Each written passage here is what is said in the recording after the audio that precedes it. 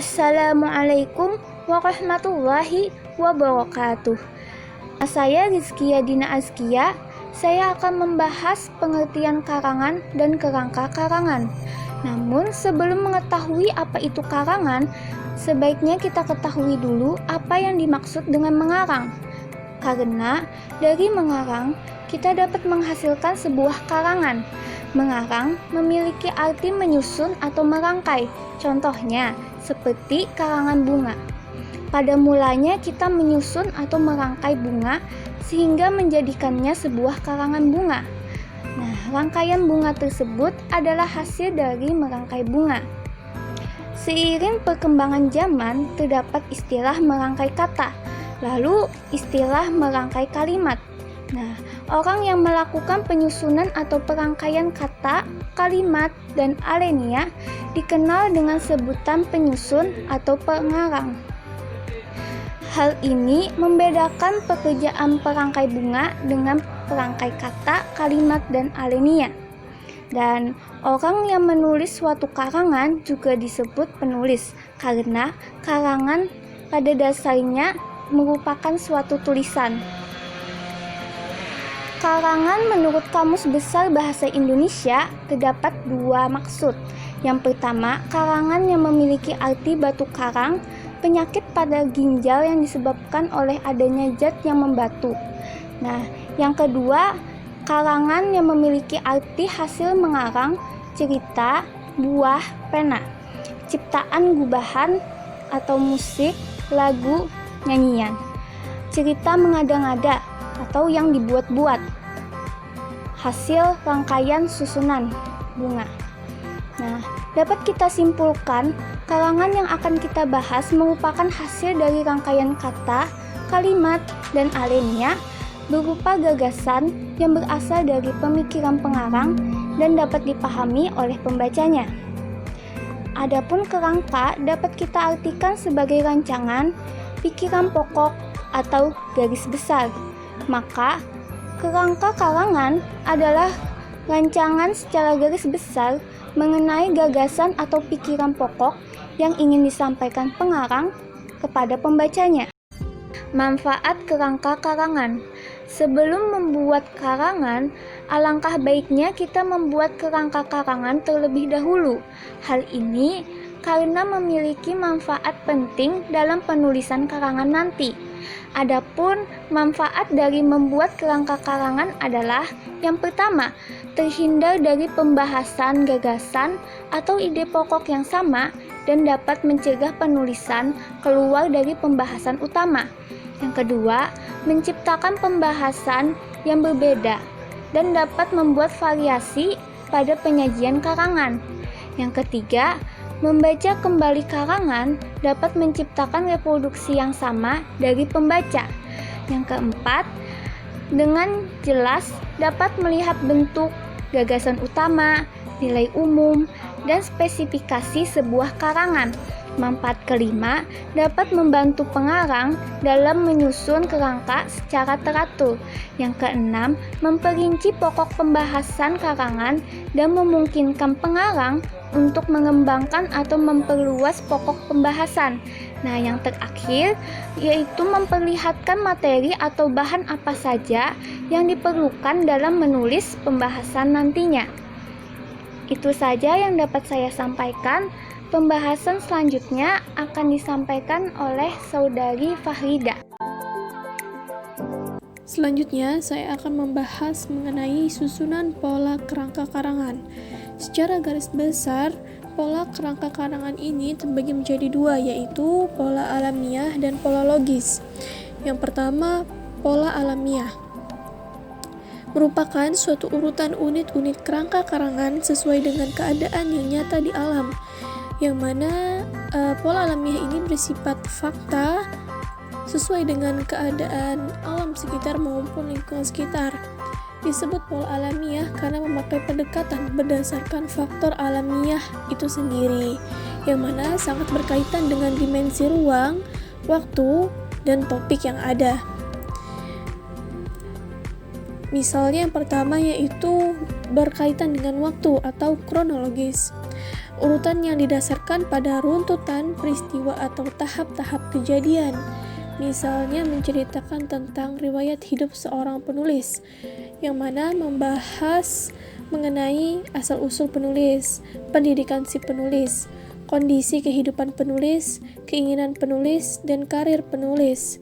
Kemudian, yang kedua, berdasarkan spasial atau ruang.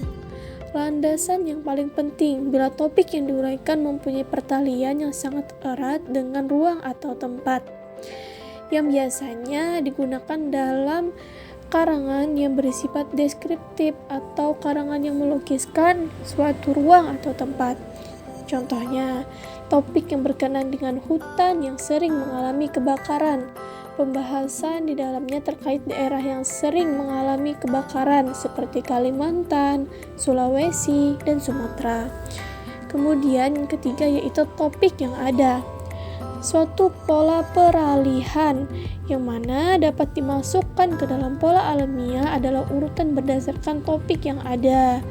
Jadi untuk menggambarkan hal tersebut secara lengkap mau tidak mau, bagian itu harus dijelaskan secara berturut-turut atau runtun dalam sebuah karangan tanpa mempersoalkan bagian mana yang lebih penting dari yang lainnya. Yang kedua yaitu pola logis. Pola logis ini lebih mengarah kepada tanggapan yang sesuai dengan jalan pikiran untuk menemukan landasan bagi setiap persoalan, mampu dituang dalam suatu susunan atau urutan logis, yang mana pola logis ini cenderung kepada daya pikir dan daya khayal manusia yang berdasarkan logika. Pola logis ini terdiri dari 6 bagian, yaitu klimaks dan antiklimaks, kausal, pemecahan masalah, familiaritas, dan akseptabilitas. Baik, yang pertama kita akan membahas mengenai klimaks dan antiklimaks. Urutan ini timbul sebagai tanggapan penulis yang berpendirian bahwa posisi tertentu dari suatu rangkaian merupakan posisi yang paling tinggi kedudukannya atau yang paling menonjol. Contoh, topik turunnya Soeharto. Di dalamnya membahas mengenai keresahan masyarakat, merajalelanya praktek KKN, kerusuhan sosial, dan tuntutan reformasi menggema. Jadi klimaks dan antiklimaks ini lebih mengarah kepada permasalahan yang terjadi pada saat itu. Kemudian kausal mencakup dua pola yang mana urutan dari sebab ke akibat dan urutan dari akibat ke sebab. Pada pola pertama, suatu masalah dianggap sebagai sebab yang kemudian dilanjutkan dengan perincian-perincian yang menelusuri akibat-akibat yang mungkin terjadi. Di dalam kausal ini lebih mengarah kepada sebab dan akibat, kemudian akibat ke sebab. Seperti krisis moneter melanda tanah air yang membahas mengenai tingginya harga bahan pangan, penyebab krisis moneter, dampak terjadi krisis moneter, dan solusi pemecahan masalah krisis moneter. Kemudian pemecahan masalah. Di sini kita mencari landasan pemecahan masalah yang terdiri dari 3 bagian utama, yaitu deskripsi mengenai peristiwa atau persoalan tadi, dan akhirnya dalam menemukan sebuah solusi.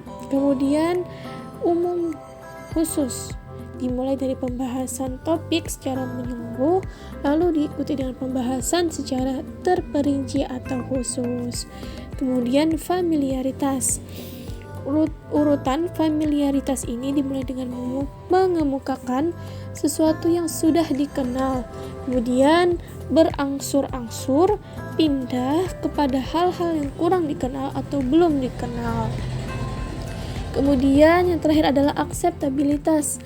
Urutan akseptabilitas mirip dengan urutan familiaritas. Bila urutan familiaritas tadi mempersoalkan apakah suatu barang atau hal yang sudah dikenal atau tidak oleh pembaca, maka urutan akseptabilitas ini mempersoalkan apakah sesuatu gagasan dapat diterima atau tidak dengan baik oleh para pembaca.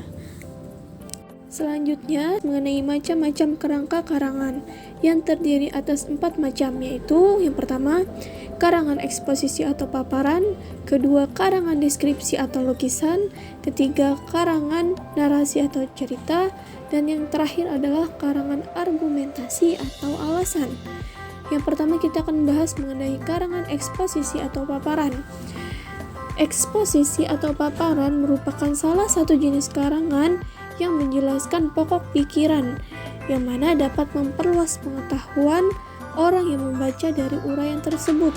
Biasanya, karangan eksposisi ini berisi penjelasan berupa tata cara melakukan sesuatu atau tata cara membuat sesuatu. Misalnya, tata cara membuat makanan dan minuman, petunjuk pemakaian suatu alat, petunjuk tentang cara melakukan penanggulangan kecelakaan atau musibah, penjelasan tentang cara membuat ramuan atau obat tradisional, dan lain sebagainya.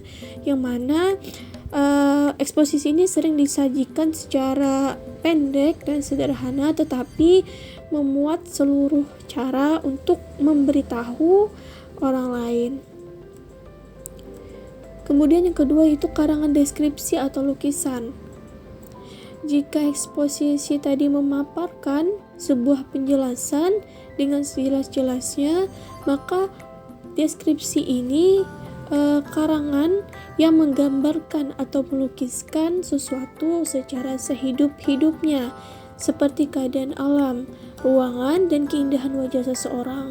Jadi dalam karangan deskripsi ini lebih cenderung kepada berupa sebuah lukisan atau sebuah gambaran yang kita tuangkan dalam sebuah tulisan, yang mana seolah-olah kita dapat melihat sendiri hal tersebut, dapat menyimak sendiri hal yang kita simak dan dapat merasakannya. Jadi seolah-olah para pembaca dapat merasakan apa yang kita tulis di dalam sebuah karangan itu. Karangan deskripsi ini contohnya terdapat seperti keindahan alam di Barabai, keindahan alam di Banjarmasin, itu bisa dijadikan sebuah karangan deskripsi. Kemudian yang ketiga yaitu karangan narasi atau cerita. Karangan narasi atau cerita ini merupakan karangan yang berisi rangkaian peristiwa atau kejadian. Yang menjadi inti ialah kejadian dalam kehidupan manusia sebagai makhluk individu dengan segala pengalaman, pemikiran, dan gejolak perasaannya. Manusia dalam kehidupannya sebagai makhluk sosial dengan kegiatan komunikasinya antar manusia serta tindakan terhadap alam dan manusia dalam kehidupan sebagai makhluk ciptaan Tuhan. Karangan narasi ini yaitu karangan yang bersifat cerita atau membuat cerita-cerita dalam kehidupan seseorang. Jadi bagi orang yang suka bercerita, menuangkan cerita, kegiatan sehari-harinya bisa menuangkan dalam sebuah karangan narasi ini, karangan berbentuk cerita. Kemudian yang terakhir adalah karangan argumentasi. Sesuai dengan namanya argumentasi, berarti karangan ini berisi alasan-alasan, argumen seseorang, pendapat seseorang.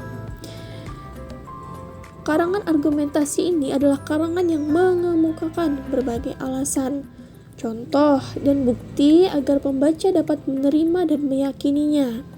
Secara singkat, karangan argumentasi adalah karangan yang memuat alasan untuk meyakinkan seorang pembaca. Dalam karangan ini telah dijelaskan tadi berisi contoh dan bukti yang mana untuk meyakinkan seseorang, meyakinkan para pembaca agar mereka terhasut atau ini bersifat mengajak atau meyakinkan. Baik, selanjutnya yaitu pembahasan tentang syarat dan urutan dalam membuat kerangka karangan yang baik. Nah, syarat-syaratnya apa saja? Yaitu yang pertama adalah tesis atau pengungkapan maksud harus jelas. Pilihan topik yang merupakan hal-hal yang khas, kemudian ditentukan tujuan yang jelas. Lalu buatlah tesis atau pengungkapan maksud. Kemudian yang kedua yaitu tiap unit hanya mengandung satu gagasan. Bila tiap unit terdapat lebih dari satu gagasan, maka unit tersebut harus dirinci lagi. Kemudian yang ketiga adalah pokok-pokok dalam kerangka karangan harus disusun secara logis. Nah, jadi sehingga rangkaian ide atau pikiran itu tergambar dengan jelas. Kemudian yang terakhir yaitu harus menggunakan simbol yang konsisten. Nah, pada dasarnya untuk menyusun karangan dibutuhkan langkah-langkah awal dulu untuk membentuk kebiasaan yang teratur dan sistematis yang memudahkan kita dalam mengembangkan karangan itu tadi. Kemudian next selanjutnya yaitu adalah langkah-langkah menyusun karangan. Yang pertama yaitu menentukan tema dan judul. Nah, apa itu tema? Tema adalah pokok persoalan, permasalahan, atau pokok pembicaraan yang mendasari suatu karangan. Nah, tema ini cakupannya lebih besar dan menyangkut pada persoalan-persoalan yang diangkat. Sedangkan judul itu lebih kepada penjelasan awal, petunjuk singkat isi karangan yang akan ditulis, atau kepala karangan. Itulah judul. Jadi berbeda antara judul dan tema. Kemudian yang kedua yaitu mengumpulkan bahan. Nah, bahan ini menjadi bekal dalam menunjukkan eksistensi tulisan. Nah, banyak cara untuk mengumpulkannya dan masing-masing penulis itu pasti memiliki caranya masing-masing sesuai dengan tujuan dari apa yang ingin ditulis. Kemudian yang ketiga yaitu menyeleksi bahan. Nah, setelah menentukan judul, tema, mengumpulkan bahan, kemudian yaitu menyeleksi bahannya. Nah, agar tidak terlalu bias atau abstrak, perlu dipilih bahan-bahan yang sesuai dengan tema pembahasan. Nah, polanya melalui klarifikasi tingkat urgensi pada bahan yang telah dikumpulkan dengan teliti dan sistematis. Ada petunjuk-petunjuknya juga. Petunjuk-petunjuknya dalam menyeleksi bahan itu ada 3. Yang pertama itu catat hal-hal yang penting semampu yang kita bisa, semampu sang penulis yang ingin kita tulis. Kemudian yang kedua yaitu jadikan membaca sebagai kebutuhan. Pasti perlu dong kita membaca dahulu apa yang ingin kita tulis, apa yang ingin kita karang. Kita mencari informasi terlebih dahulu. Kemudian yang ketiga yaitu banyak diskusi dan mengikuti kegiatan-kegiatan ilmiah. Ini sebagai pembuka wawasan kita dalam persiapan kerangka karangan nanti yang akan kita tulis. Kemudian yang terakhir yaitu membuat kerangka karangan. Nah, membuat kerangka karangan yaitu menguraikan tiap topik atau masalah menjadi beberapa bahasan yang lebih fokus dan teratur lagi. Nah, kerangka karangan ini belum tentu sama ya dengan daftar isi atau uraian per bab. Kerangka ini merupakan catatan kecil oleh penulis yang sewaktu-waktu dapat berubah sesuai dengan tujuan untuk mencapai tahap kesempurnaan atau tahap karangan. Tahapan dalam menyusun kerangka karangan ini juga ada, yaitu yang pertama mencatat gagasan terlebih dahulu, kemudian yang kedua mengatur urutan gagasan, kemudian yang ketiga yaitu memeriksa kembali catatan yang telah diatur dalam bab dan subbab. Lalu yang terakhir yaitu membuat kerangka yang terperinci dan lebih lengkap. Jadi seperti itu tahapannya. Yang terakhir yaitu mengembangkan kerangka karangan. Proses pengembangan karangan itu tergantung sepenuhnya pada penguasaan penulis terhadap materi yang hendak ditulisnya. Penulis harus benar-benar memahami dengan baik permasalahan. Jadi permasalahan dapat diangkat dengan kreatif, mengalir, dan nyata begitu. Oke, selanjutnya yaitu bahasa dalam karangan. Nah, hubungan antara penulis dengan pembaca itu ditentukan oleh bahasa yang digunakan oleh sang penulis tadi. Apakah penyampaiannya jelas atau tidak kan? Nah, dalam bahasa karangan ini, yang pertama adalah pilihan kata.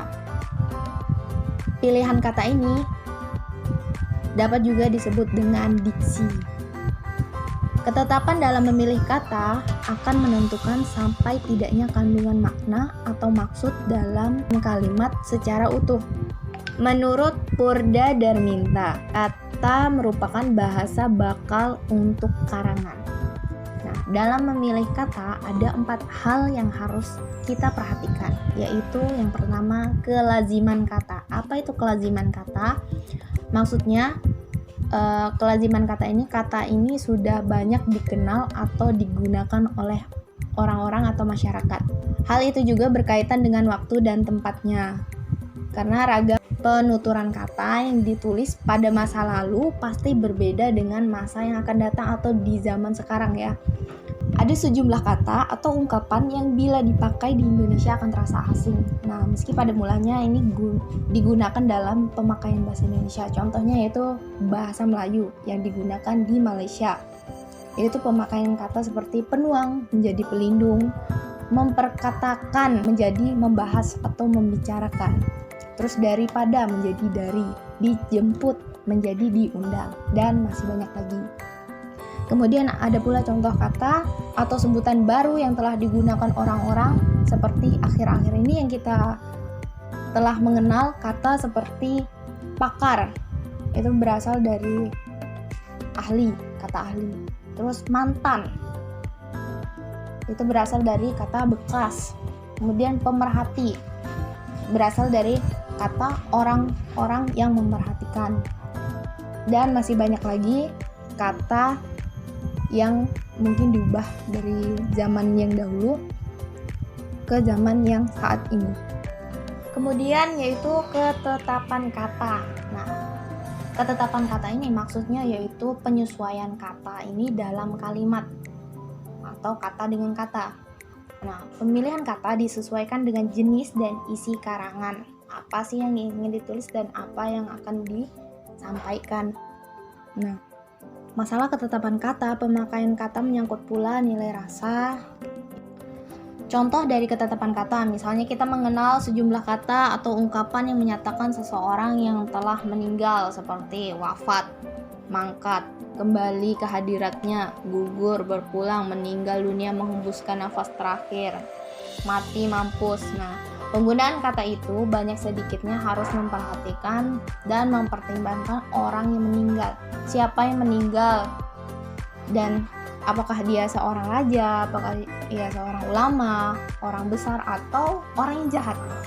Nah, biasanya kalau kita mengenal jika seorang prajurit misalnya yang meninggal di medan perang itu disebut dengan gugur. Seorang ulama yang meninggal disebut dengan wafat. Nah, beda lagi dengan halnya jika itu seorang penjahat, pasti disebut dengan mampus atau dengan kata lain, yaitu mencocokkan dengan perilaku orang tersebut semasa hidupnya. Nah, itu namanya ketetapan kata. Apakah ini tepat untuk orang ini atau tidak begitu. Dan begitu pun dengan kalimat yang lainnya. Kemudian selanjutnya yaitu kesesuaian dan keserasian.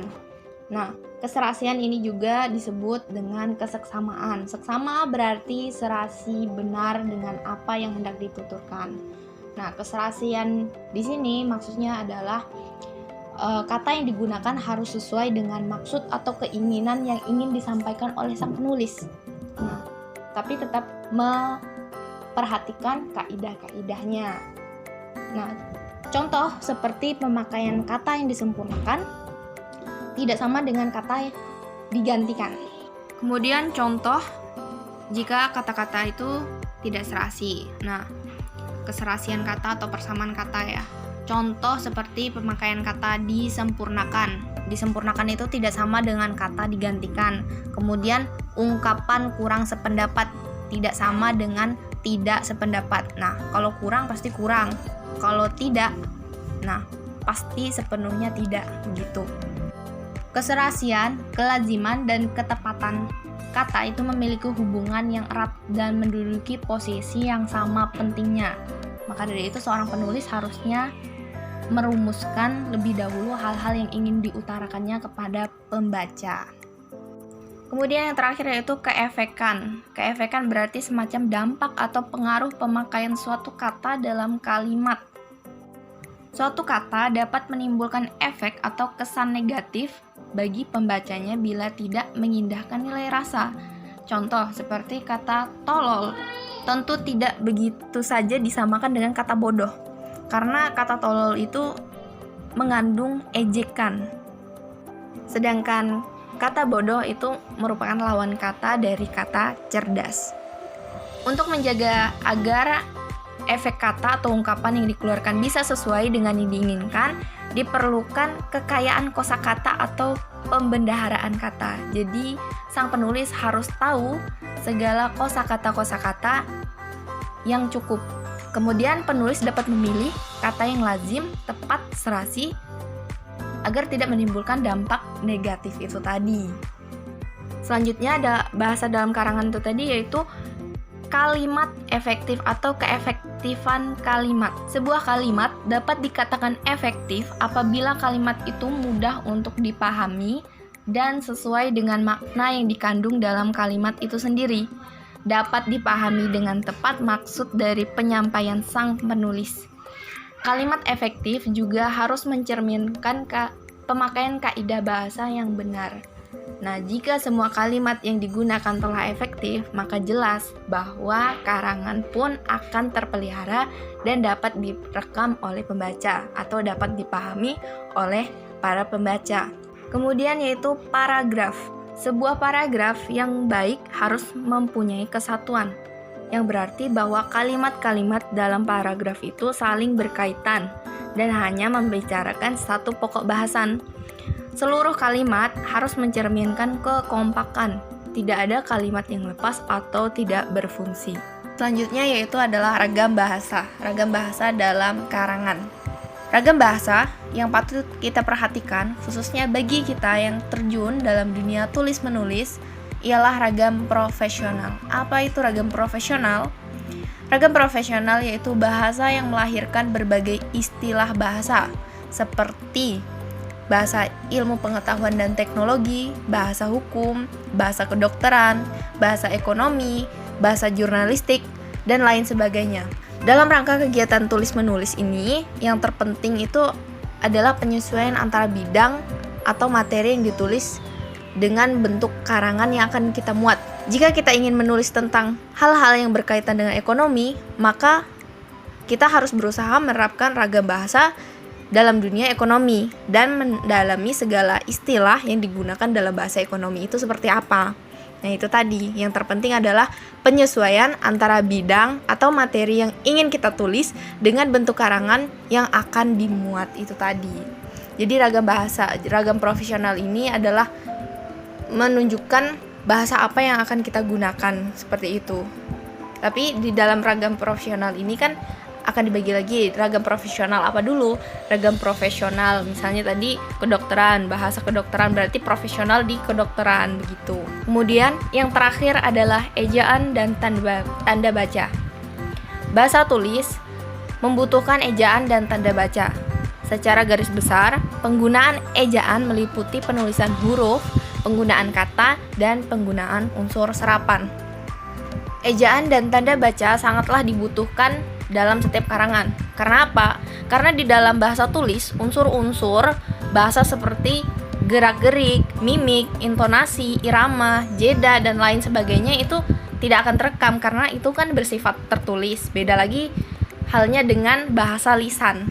Kalau bahasa lisan kita bisa mengetahui dari intonasi, tinggi rendahnya suara. Maka dari itu, bahasa tulis itu membutuhkan ejaan dan tanda baca. Seperti apa tanda bacanya? Yaitu yang meliputi tanda titik, tanda pisah, tanda koma, tanda hubung, tanda tanya, titik dua, tanda kurung, tanda petik rangkap, tanda petik tunggal, tanda garis miring, tanda koma, dan tanda seru. Nah, ejaan tanda baca yang saya sebutkan tadi itu berdasarkan pedoman umum ejaan bahasa Indonesia yang disempurnakan atau yang disingkat dengan EYD. Tetapi tentu saja tidak semua komponen ejaan tanda baca itu harus digunakan dalam setiap karangan atau dalam setiap penulisan. Karena tergantung pada kebutuhan sang penulis itu tadi. Dengan penggunaan ejaan dan tanda baca yang benar dalam sebuah karangan, maka akan banyak membantu pembaca dalam memahami isi karangan. Sebab karangan yang disajikan penulisnya tampak jelas, teratur sekaligus mencerminkan kehati-hatian penulis dalam menuangkan pikirannya ke dalam sebuah karangan. Jadi, karangan akan mudah dipahami dan diserap oleh para pembacanya. Sekian dari kami, kelompok 7. Semoga apa yang kami presentasikan dapat bermanfaat bagi kita semua. Wassalamualaikum warahmatullahi wabarakatuh.